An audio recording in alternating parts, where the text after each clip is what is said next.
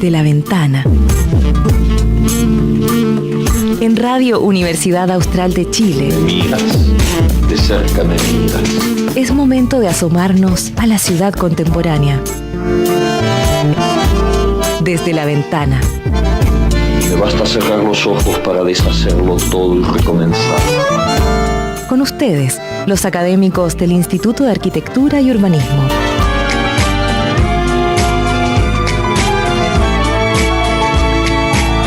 Yo te siento temblar contra mí, como una luna en el agua. Hola, ¿cómo están? Acá estamos de vuelta en Desde la Ventana, el programa radial del Instituto de Arquitectura y Urbanismo de la Facultad de Arquitectura y Artes. Entonces, en esta tercera versión tenemos a dos profesores, una profesora y un profesor de la facultad, que voy a partir saludándolos y dándoles las gracias por estar acá. Elisa Cordero y Antonio Sumelso, ¿cómo están? Muchas gracias, muy bien. Gracias. Encantada de estar acá. Ay, gracias por venir. Sí, la verdad es que se hace difícil poder convocar a los profesores porque están siempre súper sobrepasados con miles de millones de proyectos y actividades. Entonces, en realidad, siempre yo creo que es muy importante agradecer a la gente que está dispuesta a compartir lo que está haciendo. Así que, mil gracias. Para los que nos están escuchando, les voy a contar un poco, voy a partir leyendo una breve reseña del currículum de Elisa para que ustedes sepan quién es. Y después, la estructura de este ciclo de preguntas a través de la radio es que los colegas nos cuentan muy brevemente lo que están haciendo. O sea, los obligamos, porque los profesores somos súper buenos para extendernos, pero los obligamos a explicar muy cortito para que ustedes se enteren un poco cuál es el proyecto que están armando. Después se comenta y después el otro profesor hace lo mismo, ¿ya? Entonces, en esta oportunidad vamos a partir dándote el micrófono a ti, Elisa. ¿Te parece? Gracias. Te voy a leer para que los que no saben, que probablemente es poca gente porque Elisa es famosísima. Elisa Cordero trabaja en la Escuela de Diseño, es diseñadora gráfica de la Pontificia Universidad Católica de Valparaíso. Porteña. Magíster en modelado del conocimiento para entornos virtuales educativos en la Universidad Austral de Chile, docente de investigación e investigadora de la Escuela de Diseño de la Facultad de Arquitectura y Artes, ¿cierto?, de la Universidad Austral, y su investigación se centra en el estudio del color aplicado a la docencia y a la arquitectura. Sí. Durante mucho tiempo hay que decir que la profesora fue parte del Instituto de Arquitectura y migró con la creación de la nueva carrera y se te echa mucho de menos. Ha participado en proyectos de investigación, es verdad, ¿cierto?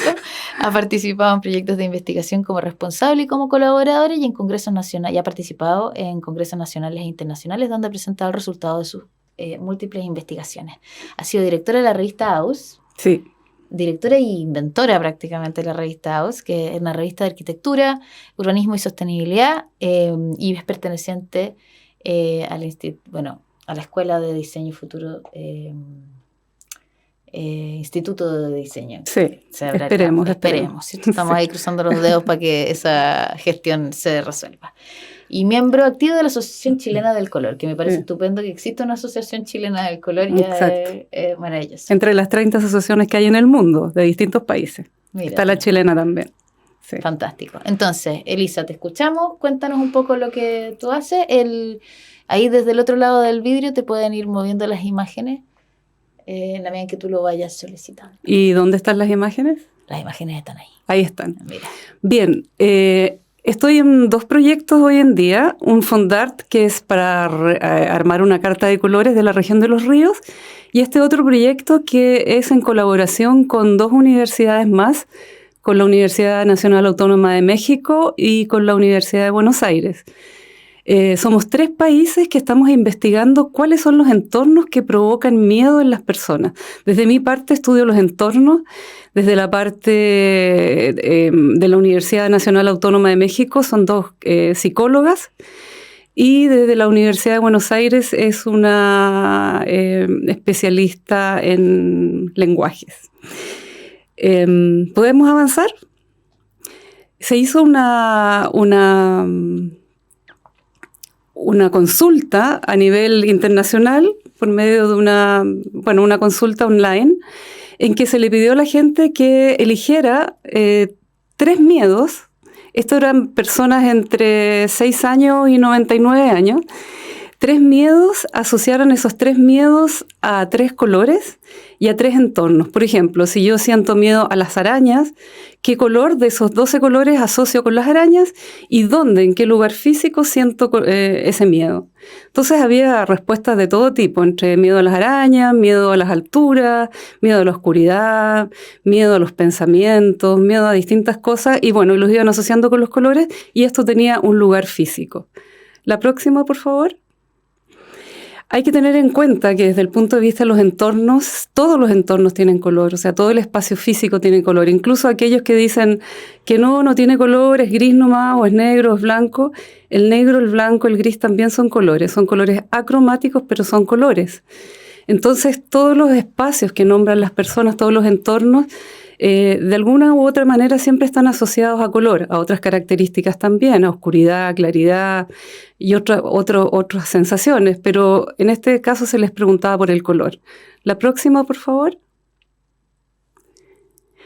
Bien, después de analizar las 1.500 entrevistas, casi 1.500 que tenemos encuestas, nos dimos cuenta de que se dividían más bien las respuestas de los entornos, se dividían en espacios privados y espacios públicos, y dentro de los espacios privados estaban los interiores, los exteriores, y de los públicos también. Por ejemplo, dentro del espacio privado interior estaban obviamente las partes de la casa, las habitaciones o la casa misma, y el exterior eran los jardines, el patio, etc. Y dentro del espacio público interiores estaban los malls, los hospitales, los colegios, facultades, etc. Y el exterior, las calles, las autopistas, las plazas, y también exterior natural, como los espacios naturales, el mar, los bosques, desiertos, etc. La próxima. Bueno, como resultados preliminares tenemos que los lugares que causan mayor, en los lugares donde se siente más miedo, es en el exterior público, en la calle, sobre todo cuando son calles que están mal iluminadas y solitarias, e increíblemente, no lo esperábamos así, fue una sorpresa, donde más se siente miedo al interior es en la propia habitación y en la propia cama, pero está asociado a miedos del futuro, ansiedad de no poder terminar el mes, miedos económicos, o miedo de que se muera alguien de la familia, alguien querido, o sea, son miedos más bien que tienen que ver con ansiedades del futuro, de cosas que podrían pasar. Y el entorno de la calle, los miedos en la calle están asociados a miedos más bien reales, no siempre reales, pero a amenazas de asaltos o violencia callejera. Por o sea, miedos que están dentro de la cabeza de uno o de ataques de externos. Sí, como sí. Así ¿Y cómo se asocia a estos colores? Perdona, y los colores, claro, lo más importante son los que están abajo. Estos 3 coinciden y los colores negros, el mayor es el color que más al que se refieren las personas, el gris en segundo lugar y el rojo en tercer lugar. Se repiten muchas investigaciones previas de la doctora Georgina, la señora mexicana esta que les nombraba recién. Ella también tiene investigaciones previas en que ya aparecían estos 3 colores y lo estamos ahora confirmando con esta nueva encuesta, con este nuevo estudio. Una pregunta. Sí. O sea, termina. Dime. Sí. En el fondo me intriga.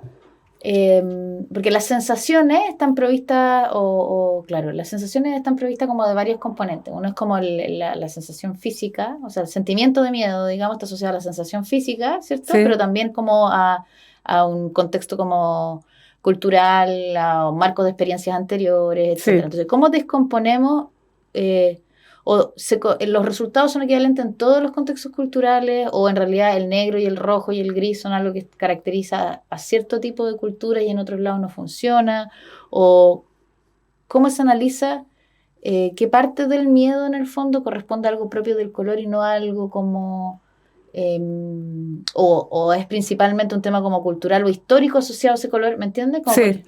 Mira, no lo sabemos bien todavía. Te puedo mencionar que como cuarto color, el que sigue ahí, están el blanco y el morado, por ejemplo. Increíblemente. Sí. Mira, estamos recién estudiando los datos, porque a mí un dato que me interesa saber, por ejemplo, es la variable género. Por ejemplo, también hemos pensado la variable edad, porque hay niños chicos que han respondido también. Y una de las cosas interesantes también que está apareciendo es que gran parte de los miedos se asocian en el espacio laboral, gente tiene miedo al espacio laboral o el espacio de estudio. O sea, o en los colegios o en las facultades. Hay miedos también asociados a la ansiedad. Ahora, yo creo que el negro, la asociación con el negro es por la oscuridad. Porque y mucha gente también menciona la oscuridad en general, o hay interiores, pero interior oscuro, calle, pero calle oscura. Se refiere harto la gente a la oscuridad en general. Y el gris es como la nada, es como estar ahí en el espacio. Son colores, yo no sé ¿con qué los asocias tú, por ejemplo? Si te dicen algún miedo terrorífico, ¿tú lo asociarías con un color rosado, por ejemplo, con un color amarillo? O más bien... Como un buzo color amarillo. No sé, cada uno... A mí la oscuridad, yo adhiero totalmente con el tema de la oscuridad. Yo creo que por ahí va el negro. El no poder, el sentirme que no puedo mirar y que soy como una presa fácil, digamos. Por eso la calle, yo para mí totalmente entiendo perfectamente desde una perspectiva como de género, el espacio público oscuro, desprovisto de control visual, me da pánico, digamos. Pero el color rojo a mí no me da... Es que el rojo se asocia a la violencia. Ahí está. Todavía no hemos desagregado completamente todos los datos para llegar no estamos hilando fino todavía, digamos. Estos son los primeros resultados. Pero el rojo se asocia a la violencia, a los accidentes y a la violencia física también en los interiores. Es súper interesante, este proyecto da pero para muchísimo trabajo futuro, digamos, porque podrías desagregar por género y edad, por género y también... Pero lo loco es que pensamos nosotros que iba a haber muchas diferencias en los 3 países, pero no las hay. No las hay, en una primera revisión, digamos. Claro, pero son países latinos católicos, o sea, existe cierto marco cultural. Me preguntaría, por ejemplo, el color de la muerte para nosotros, con nuestra raíz católica, es el negro, ¿no? Sí. Pero en otros países orientales es el blanco. Del luto. Pero ha cambiado, últimamente se ha internacionalizado, sí. Pero habían como ciertas marcas distintas, o por ejemplo, en el fondo, ¿de qué manera nuestro contexto nos carga de sentido y de significado los colores? Sería súper bonito poder como desagregarlo. Sería bonito aplicar este estudio en otras partes, en otras culturas completamente distintas. Y ver si realmente el negro es así biológico, como digamos esa falta de ver y de control, no lo sé. A lo mejor no lo sé. Claro. Está interesante. Y lo otro sí. Me gusta también la idea de cómo los espacios interiores del miedo. Ahí está como la descomposición del hogar, del subterráneo, de los lugares escondidos. Sí, mucho subterráneo también citan. Sí, del lugar donde te pueden Pero hacer más bien es la cama. Es loco porque yo no me lo esperaba. ¿Dónde sientes el miedo? En mi cama, en mi cama, en mi cama. Mucho, en mi cama, en mi cuarto, en mi cama, en mi cuarto, en mi habitación. Pero permanentemente las respuestas van ahí. Por eso yo tengo sábanas amarillas. No sé. Sin miedo. Bueno, muchas gracias. Escuchemos a Antonio porque la asociación de los profesores que vienen al ciclo de preguntas, en general, las elijo yo, porque es la gracia de tener el programa de radio, y encuentro que de alguna manera se vinculan los 2 proyectos. Ambos están pensando como en la percepción, en el bienestar, de alguna manera, en cómo uno se relaciona con el entorno construido, no solamente como con datos como cuantitativos, sino que también cualitativos. Entonces, creo que es súper interesante poder escuchar lo que tú vas a presentar ahora, porque creo que se relacionan de una manera muy amable, ¿cierto? Antonio es colega mío, es arquitecto, tiene un perfil más urbano, porque es doctor en urbanismo, y les voy a leer una breve descripción, porque también podríamos pasarnos horas explicando lo que hace toda esta gente, pero para que la gente que nos escuche entienda un poco el contexto del trabajo, ¿cierto? Antonio Sumelso es arquitecto de la UACH, es doctor en PhD en Planificación Urbana en la TU de Eindhoven, Holanda. Es profesor asociado del Instituto de Arquitectura y Urbanismo y director de la Escuela de Graduados de la Facultad. O sea, es colega por 2 lados ya. Ha dirigido proyectos de investigación Fondesit regular de la Agencia Nacional de Investigación y Desarrollo ANID Chile, del Programa de las Naciones Unidas para el Desarrollo del Ministerio de Vivienda y Urbanismo.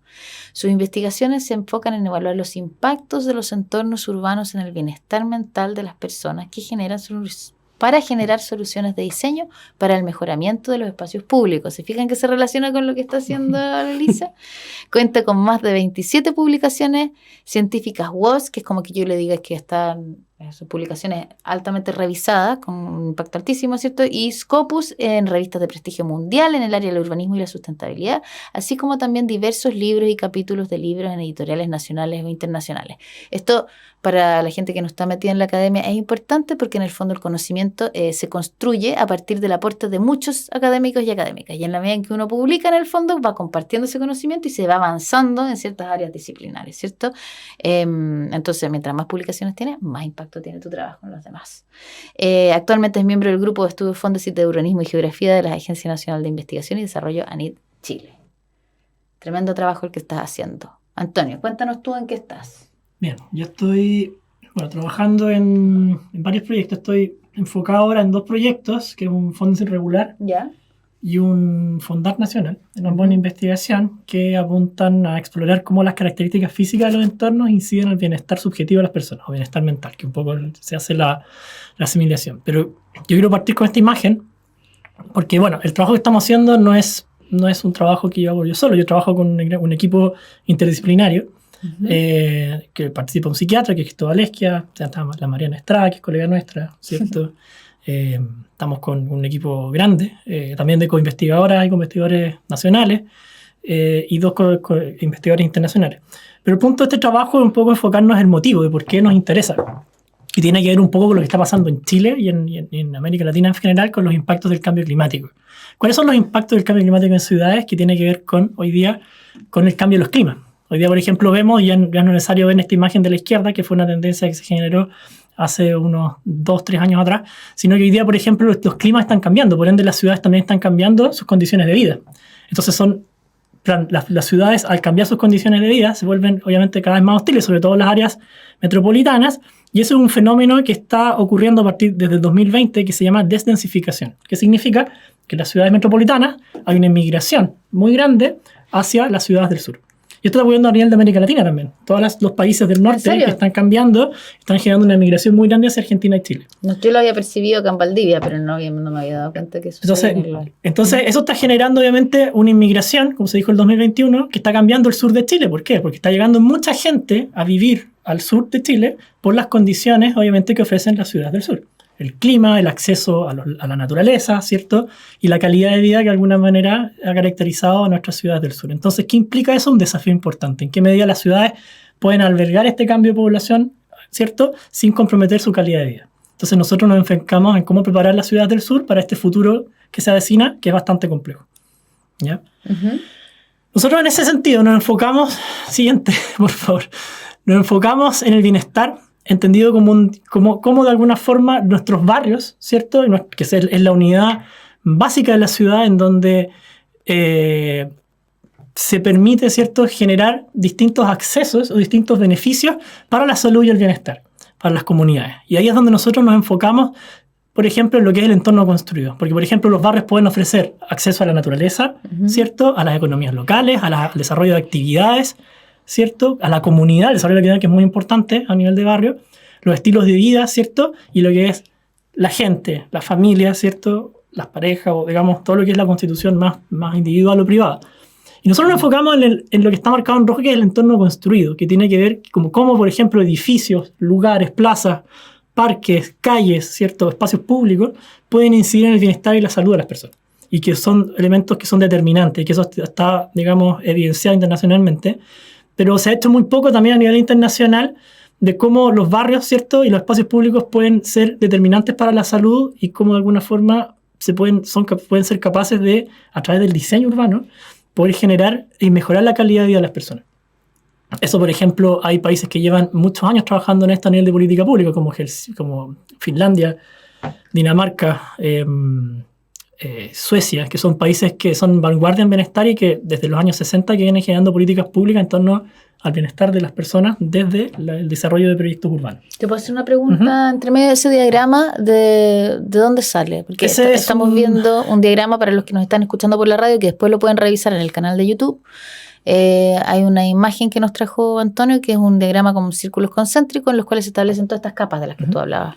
Ese es un diagrama que fue elaborado por Hugh Barton en el año 2006, en un primer documento que empezó a elaborar sobre ciudades para el bienestar, o ciudades para cómo planificar hacia la salud.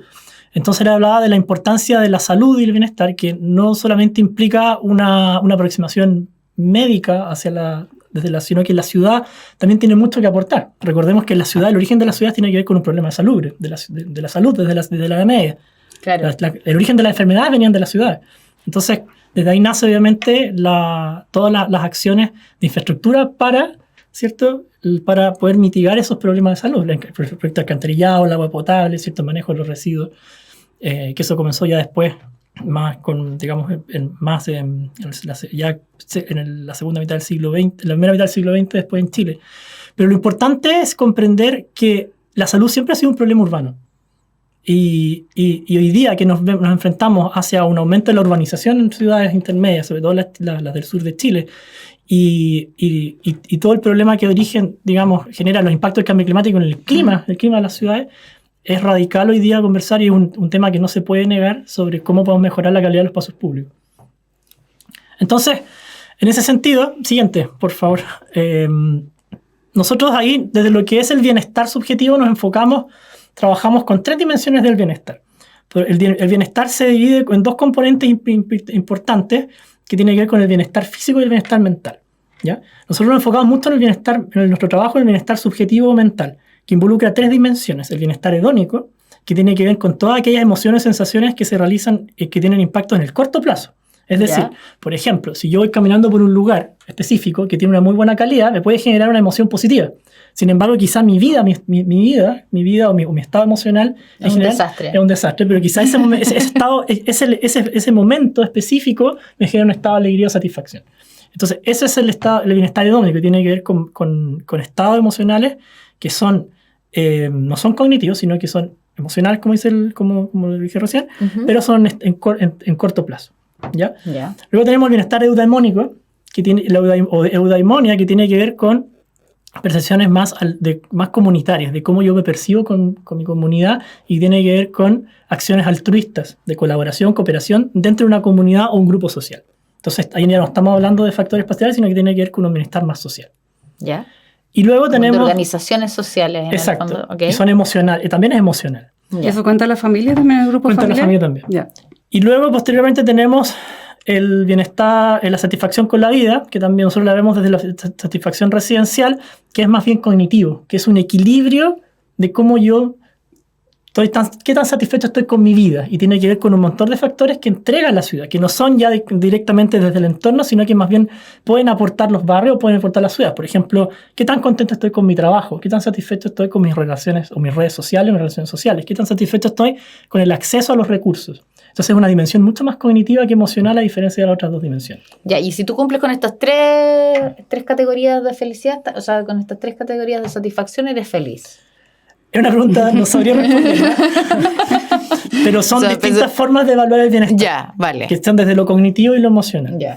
Entonces, en este proyecto ahora estamos trabajando con lo que es el bienestar hedónico, que es un poco este esquema que elaboró Cristóbal Esquie, que es psiquiatra y profesor del Instituto de Neurociencias Clínicas, que no está conmigo ahora, pero él trabaja directamente en nuestro proyecto, en donde nos enfocamos en estados de bienestar y malestar, desde las emociones o las sensaciones. Entonces, nosotros trabajamos con un marco que elaboró un psicólogo, apellido Damasio, en el cual se establecen que el bienestar se define por 2 emociones principales, que es la alegría y la tranquilidad. Y de ahí se derivan distintos estados emocionales. La alegría puede tener un agrado, placer, disfrute y felicidad. Y de alguna manera eso define en cierta medida como el estado de euforia. Lo mismo la tranquilidad. Puede haber un estado de satisfacción, de calma, contemplación, seguridad, confianza, confort o comodidad, que es lo mismo. Y lo que es malestar se refiere a la tristeza, el desagrado, el miedo y la ira. Entonces, la tristeza puede ser desde una depresión, que ya pasamos ahí a un problema de salud mental. Claro. Pena, nostalgia, melancolía. Desagrado puede ser rechazo, asco, que estamos a un nivel de desagrado muy extremo, repugnancia o incomodidad. El miedo puede haber desconfianza, se debe a angustia, ansiedad o estrés, que también ya pasamos ahí a una situación ya de salud mental, ¿cierto? Temor o inseguridad. Y la ira, desde la rabia, el disgusto y el enojo. Entonces, esas son un poco las emociones que nosotros clasificamos y que de alguna forma evaluamos. Entonces, pasemos al siguiente diapositiva. De acuerdo a lo que, perdona, pero están trabajando como en columnas opuestas. Sí, justamente. Vale, sí. Entonces, nosotros, el bienestar internacionalmente se ha medido cuantitativamente. Esas son las evidencias. Y cuantitativamente uno evalúa mucho la parte más cognitiva que emocional. Desde lo que son las relaciones con las ciudades. Nosotros hicimos un experimento para poder incorporar una aproximación más cualitativa. Y de ahí trabajamos con una metodología que se llama recorridos comentados, o walking interviews en inglés, que es bastante conocida en las ciencias sociales, y que de alguna manera lo que logra es poder tú realizar una caminata con un residente, como está al mostrar la imagen. Ahí estamos con el equipo haciendo una actividad el segundo semestre del año pasado en Barrios Bajos, que fue uno de los casos de estudios que evaluamos, en donde te muestra, permite poder explorar desde un recorrido in situ en el lugar, cómo los entornos y los lugares, ¿cierto?, generan en las personas ciertas emociones. Uno puede ir conociendo el sentido de pertenencia, la historia de la persona sobre ese lugar, y no necesariamente en el ámbito físico. Entonces es un recorrido que te permite conocer en gran medida por qué esa persona le gusta ese lugar, recorrerlo, y de alguna forma tú logras poder levantar información en torno a experiencias sensoriales, a estados emocionales o sensitivos de ese lugar y la relación que tiene esa comunidad o esa persona individual con el lugar. Ya, entonces en la práctica, para la gente que nos está escuchando, tú caminas junto a alguien del barrio y le vas haciendo preguntas en el camino. Exacto, hay un itinerario que está asociado a ciertas preguntas que son bien específicas, pero ahí no son preguntas directas, sino que son más abiertas. Las personas la idea es que puedan explayarse. Y ellos te van comentando qué sensación tienen en la medida en que van recorriendo su propio barrio, qué cosas se recuerdan, por qué les gusta. Exacto. Y tú vas como geolocalizando el relato. Sí, son varias técnicas como de registro. Una es con grabadora, porque lo que hacemos es registrar la entrevista completa. Luego vamos, como ves ahí con la Connie, que trabajamos nosotros con Tanza Jara. Sí. Hay un registro del recorrido que se realiza con un GPS que se llama Strava. Entonces nos permite obviamente geolocalizar todos los trayectos que se realizan dentro del barrio y después clasificarlos, como ven un par de imágenes más adelante, sobre cuáles son los sectores que generan mayor bienestar positivo o malestar, entendiendo de los elementos que tienen. Y posteriormente analizamos las entrevistas. Y eso es la parte más difícil, porque son entrevistas que requieren, nosotros en este caso por barrio analizamos 26 entrevistas, y lo que tú realizas, nosotros usamos un software de apoyo que se llama Atlasti, que lo que tú haces es codificar, que básicamente, primero se transcribe, luego codificamos, que básicamente consiste en identificar grupos de palabras clave en torno al objetivo que estamos buscando. Por ejemplo, si estamos buscando bienestar y entorno, las palabras que vamos a identificar en nuestra entrevista asociadas a las percepciones o a las emociones que las personas declaran en el camino, las vamos a asociar a esos elementos que ellos mismos declaran dentro de los textos. Claro, así como en versión para niños de 5 años, sería que vamos juntando las palabras que son parecidas a ciertas sensaciones y las vamos poniendo en el lugar donde la gente las dice, y resulta que parecen haber coincidencias. Entonces, a ver, por ejemplo, entre tal y tal calle, la gente tiende a decir triste, pena, angustia, no sé qué, y se arman como nubes de palabras similares en ciertos sectores, me imagino. Entonces, oye, Antonio, perdona, ¿y las asocian a algún lugar físico en especial? O sea, pensando en mi investigación, ¿el miedo lo asociarían a qué, por ejemplo? Ahora voy para allá. Ya, listo. Pero eso es interesante, porque tú vas caminando con la persona y vamos hablando de ese lugar, hay unas preguntas asociadas, obviamente, y de repente nos detenemos en un lugar específico. Y ahí hay un porqué. Entonces la persona habla sobre ese lugar. Y por eso es importante el psiquiatra, porque en este caso Cristóbal, que se trabaja en eso, digamos, nos puede ayudar obviamente a comprender mejor, hacer las conductas correctas, a aproximarse a la persona, y eso también nos ayuda a explorar mucho mejor las razones por qué esos lugares son bien percibidos o mal percibidos. Y eso siempre asociado, siempre lo tratamos de asociar a elementos del entorno, que es un poco el objetivo del proyecto. Aparecen cosas mucho más de fondo, que muchas veces no tienen que ver con el trabajo, con los elementos espaciales, sino que más bien a veces mucho con elementos comunitarios. Qué increíble, claro. Recuerdos o asociaciones o vínculos que han ocurrido en ese espacio que lo cargan de sentido, ¿cierto? ¿Tienes más imágenes? Sí, tengo como 4 más. Ya, vamos a ver. Vamos. Bueno, ahí, por ejemplo, no sé, en este caso, esas son las emociones más declaradas y los elementos que se asocian, esos son los elementos que más aparecieron identificados en este lugar. Por ejemplo, las áreas verdes, más por mujeres que hombres, como elementos positivos de bienestar. El patrimonio arquitectónico también aparece en gran cantidad. ¿A las mujeres les importa más el patrimonio? Sí, más que a los hombres. Para nosotros fue súper importante los criterios de selección. Por ejemplo, nosotros tratamos que las entrevistas fueran con paridad de género, con paridad en cuanto a edad de población. Para nosotros las personas mayores es súper importante que haya un equilibrio entre la población joven y las personas mayores del barrio. Aparece el río, más por los hombres que las mujeres. La fauna, por ejemplo, aparece más valorada por los hombres. Las calles limpias, más por las mujeres que los hombres. Y los entornos educacionales y la vitalidad como elementos positivos, más por los hombres que las mujeres. Y ahí aparece una primera diferencia de género, que la vamos a ver más adelante, que tiene que ver con la vida pública. Por ejemplo, a las mujeres en este estudio, por ejemplo, a los hombres les gustaba ver gente en las calles y caminar, pero a las mujeres no les gustaba caminar por espacios muy estrechos, con mucha gente, por inseguridad. Les generaba mucha inseguridad, eso lo vamos a ver ahora en algunos esquemas. Sin embargo, les generaba más seguridad ver gente. Ver gente al frente o dentro de la vida pública, y eso les generaba más seguridad, a diferencia de los hombres, por ejemplo. Son cosas muy pequeñas que fuimos como descubriendo, identificando en este estudio, por lo menos en este barrio. Nos faltan como 4 barrios todavía, pero vamos en Osorno y Valdivia. Avancemos. Y eso es un poco el diagrama que nos permite identificar, por ejemplo, en el centro, el elemento de áreas verdes. Nosotros identificamos muchas variables: áreas verdes, densidad, configuración, diseño de calles, que tiene que ver con la calidad de las veredas y los espacios públicos, sonido y ruido ambiental. Trabajamos también con vitalidad urbana y paisaje sonoro.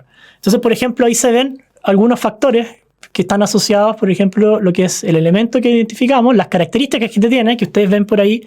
Yo no logro ver muy bien, estoy excelente, ojo. Está súper chica la letra, sí, yo tampoco veo.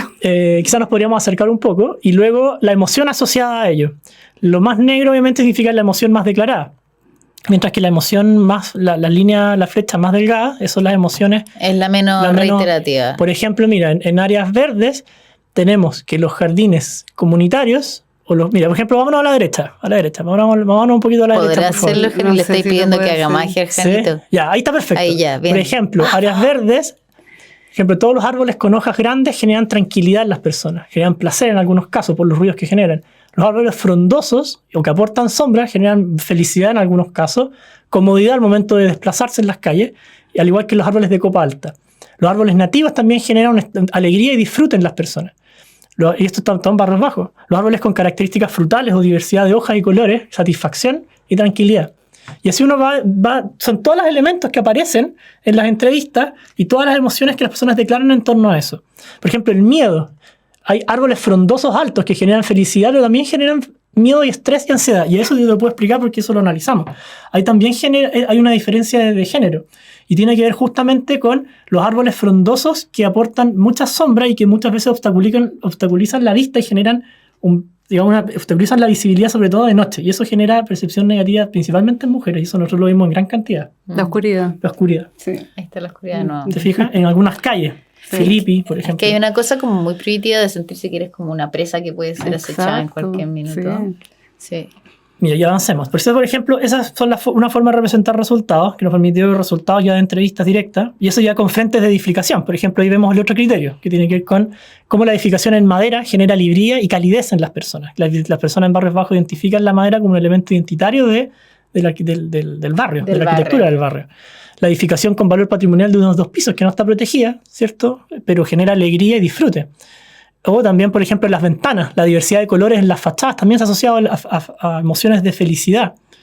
Las ventanas bajas, disfrute. Todas las características arquitectónicas que de alguna manera pueden generar ese tipo de emociones y que muchas veces uno podría pensar, ¿por qué no se genera, por ejemplo, en barrios bajos un seccional de edificios o de fachadas que de alguna manera pueda poner en valor este tipo de emociones? Me recuerda un poco un trabajo que hizo un estudiante del magíster del MADE, un trabajo que hizo hace un par de años atrás, un mexicano, me acuerdo, que es completamente alucinado con las ventanas de barrios bajos y los colores que tenía. Hizo un levantamiento fotográfico de todas las ventanas que había en el barrio. Entonces, por ejemplo, igual podemos seguir, por ejemplo, con los antejardines. El valor de los antejardines en el disfrute, ¿cierto? Claro. El agrado, o elementos ya que pueden generar inseguridad, como por ejemplo la edificación, la antificación o la ampliación de la vivienda, por ejemplo, que puede generar inseguridad o la pérdida de privacidad con respecto a la otra vivienda. Las fachadas de mantención en mal estado. Sin mantención. Entonces tenemos una serie como de elementos que están relacionados con sensaciones. Perfecto. Exacto. Y tú estás buscando aquellas que generan disfrute, bienestar, alegría, etcétera, para poder mejorar, las condiciones de bienestar en la ciudad. Exacto. Y con eso diseñas, o sea, generas recomendaciones. Nosotros recomendaciones. Llegamos a definir lo que queremos, todavía no lo hemos definido, estamos en ese proceso, generar recomendaciones de mejoramiento y cómo eso puede ayudar a orientar inversión pública. Y esas recomendaciones, que serían la parte final de la investigación, son específicas de cada barrio que fuera analizado. Exacto. Por ejemplo, en barrios bajos nosotros nos dimos cuenta que la inversión pública de veredas y áreas verdes era fundamental. Y eso tú lo puedes corroborar con datos. Por ejemplo, barrios bajos tiene 3 metros de área verde pública por habitante, lo cual es bajísimo. La OMS establece 9. mínimos para tener un entorno saludable. Entonces estamos hablando de un problema de acceso a áreas verdes. Entonces, en el fondo, a través de esta investigación cualitativa eres capaz de generar indicadores para poder jerarquizar la inversión pública. Exacto. Súper útil. Sí, esperamos, buscamos eso, buscamos que sea útil este trabajo. Claro. Y después, mira, que se avancemos un poquito más como para ver cómo se representa la información. Por ejemplo, mira, después en lo siguiente te muestra ese plano, que te muestra los sectores. Esos son todos los lugares de Barrios Vacas que generan bienestar positivo, digamos. Super. Las emociones. Por ejemplo, el sector que genera mayores emociones es la Plaza Bastenes. Oye, a propósito, como le decía a la gente antigua, la calle General Lagos, que el otro día dijiste. Se me olvidó. Sí. La calle... Le tienen un nombre especial, no es General Lagos. Y se refieren a esa calle como... Ya, nos olvidamos. Se me olvidó. Se lo tengo pero es un nombre antiguo. Sí. Por ejemplo, los sectores que generan mayor bienestar positivo asociado a las emociones que te comentaba. Y luego, mira, avancemos a la siguiente imagen. Esos son los sectores de Barrios Vacas que generan malestar. Si te fijas, está todo concentrado en gran medida. Los sectores con mayor tráfico. Con mayor tráfico. O lotes baldíos. Por ejemplo, hay un... Lugares planos. Cochrane, aparece también Bueras. Y tú que preguntabas, Carolina, por el color rojo asociado al miedo, mira puso color rojo en el malestar. Es que también está relacionado con el semáforo. Yo encuentro que como que está muy castigado. El ruido también genera... Hay percepciones de ruido también. En las entrevistas, por ejemplo, género, se fija ahí, hay nociones de género, hasta específicamente dónde genera diferencias de género en la percepción. Entonces, ¿por qué es importante, creo esto? Es que nosotros lo que intentamos es, por ejemplo, mapear estos lugares y decir, ¿sabes qué? Aquí es donde quizá hay que generar inversión pública. Claro, en el fondo está jerarquizando porque los recursos son limitados, entonces en el fondo no aplicar una especie como de norma homogénea. ¿Cierto? Y pueden ser recomendaciones. Por ejemplo, hoy día pensar en tipos de vegetación. La idea es que nosotros podamos recomendar tipos de especies que puedan ir incorporadas en las plazas y en las calles. Y qué tipo de especies pueden generar mayores emociones positivas a las personas que caminan en esos lugares. Eso también nosotros lo entregamos a través de los resultados de este proyecto. Entonces eso igual puede ser interesante, creemos nosotros. Bueno, acá estamos conversando con Antonio Sumelso y Elisa Cordero. Nos pegamos un programa de corrido esta vez. Hicimos ni siquiera una pausa intermedia, seguimos de largo, pero es importante que ustedes sepan que estamos en el ciclo de preguntas. Ya hemos estado hablando de bienestar y de percepción del espacio y de qué manera podemos identificar ciertos elementos que generan sensaciones y que finalmente, si es que uno los logra así como catalogar, identificar y sistematizar, uno podría apostar a generar eso, a generar medidas que produzcan esas cosas en nuestra ciudad. A mí lo que más me gusta es entender de que le hemos tenido miedo a lo cualitativo, ¿cierto? Desde históricamente, porque dicen que es imposible de entender, ¿no? Así como que no, complicadísimo, como matrices demasiadas variables, qué sé yo. Y ambos esfuerzos que ustedes están haciendo están hechas en función de entender que no es así. Lo que pasa es que es una matriz que tiene más elementos, ¿cierto? Que hay que ser más ordenado, que hay que levantar más datos, pero que finalmente somos capaces de sacar conclusiones que puedan incidir en la política pública. También encuentro que como están trabajando cada uno en la pata contraria, en el fondo son súper complementarios, porque si es que uno piensa en el miedo y el otro en la felicidad, eventualmente van a tener que prestarse información. ¿Cierto? Sí. Me parece muy, muy coherente y es bonito también que venga desde las prácticas proyectuales, ¿no? Como esta idea de que se investiga para poder resolver, ¿no? O se investiga para poder entender. No solamente para generar como conocimiento aislado que no se pasa a la realidad, sino que efectivamente sea operativa. Y eso lo encuentro muy valioso. ¿Cómo ven ustedes que se pueden vincular o de qué manera se negocian las dos realidades de sus investigaciones? ¿Qué opinan ustedes en los últimos 3 minutos que nos quedan de programa ya? Bueno, a mí me llama la atención que Antonio, aunque no preguntó específicamente por el color, porque bueno, esta investigación que yo acabo de presentar es pero yo llevo una trayectoria anterior investigando sobre el color en la ciudad, en Valdivia también, en barrios de Valdivia.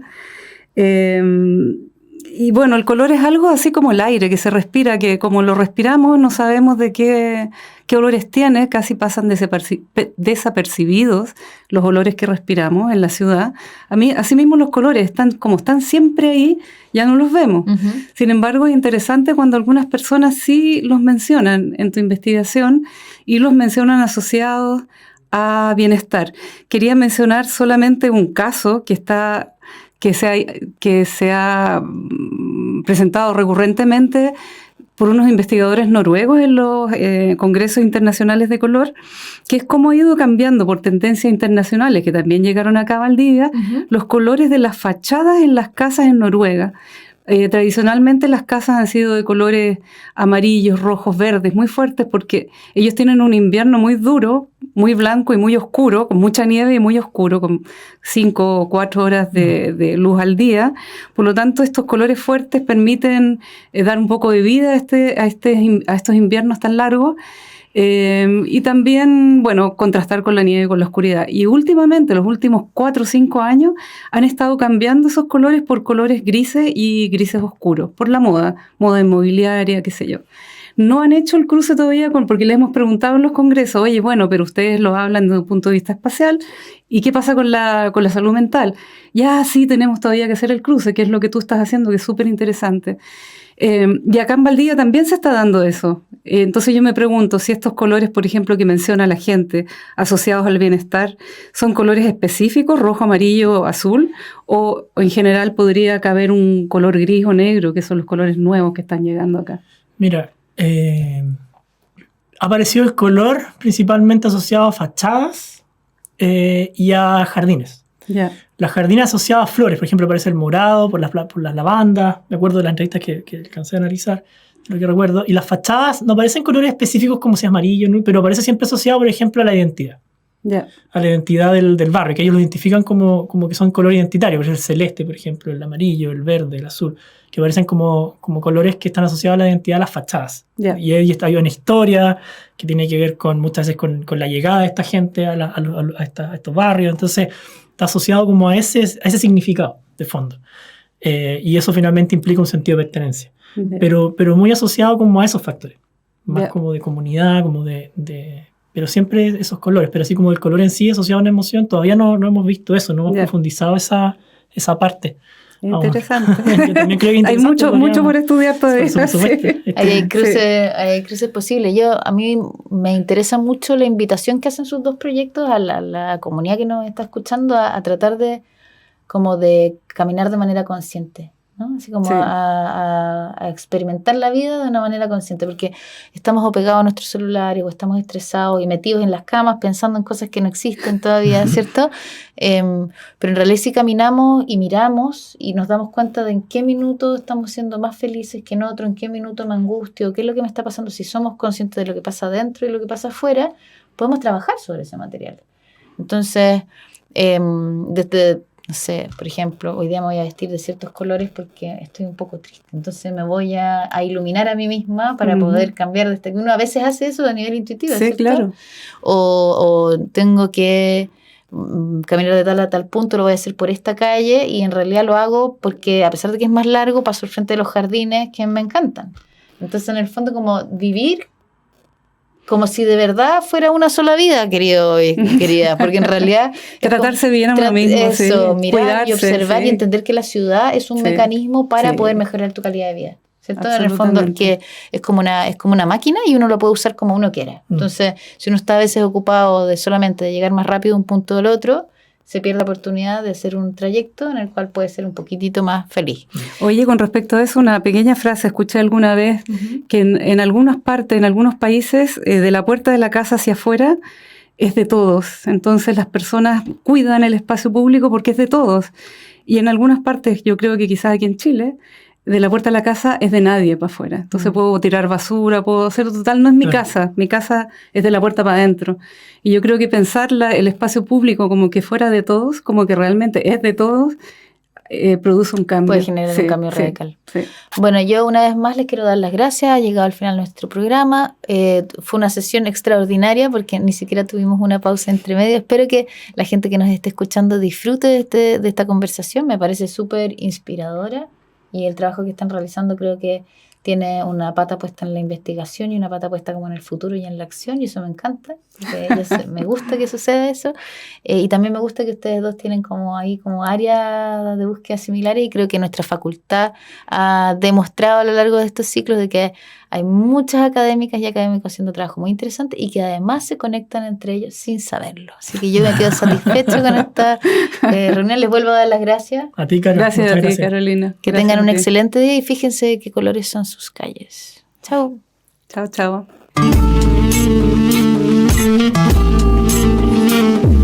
Muchas gracias por su atención. Me miras, de cerca me miras, cada vez más de cerca. El próximo jueves nos volvemos a asomar desde la ventana. En Radio Universidad Austral de Chile. Yo te siento temblar contra mí, como una luna en el agua.